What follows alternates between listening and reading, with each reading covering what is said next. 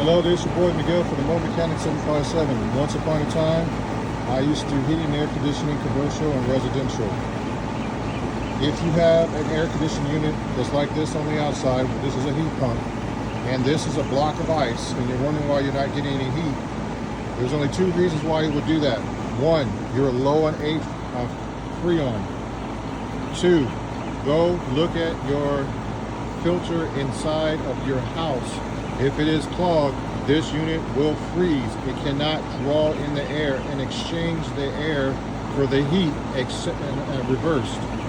If you have a heat pump and it's a block of ice, it's going to be uncomfortable, but it will save you a lot of money. Just turn the heat on, and if it is a heat pump, it will reverse itself, and now the heat will come out of here and melt the ice. And if it's not a heat pump and you have a split system, all you have to do is turn the unit off completely.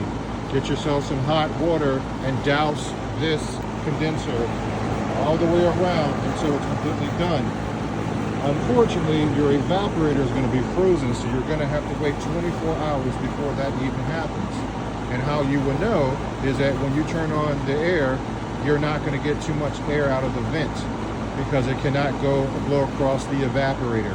This is just a tip that I like to help people. No one's telling me to do this. I just want to help people save themselves some money.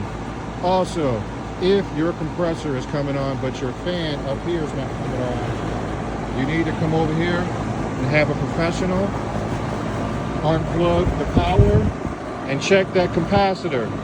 Or if the fan is on but the capacitor, if the fan is on and the heat pump is not on, or the compressor's not coming on, check the capacitor. Have a professional to do that. Make sure you pull the power out. Capacitors are only like $35. Or if it's not coming on at all, and you see that capacitor literally look like it's bubbling over or expanding, you got a bad capacitor.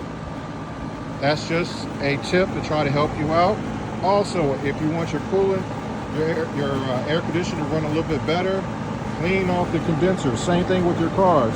Take yourself a hose, clean off the bugs and everything so the air can be exchanged and you can get all the nice cold air.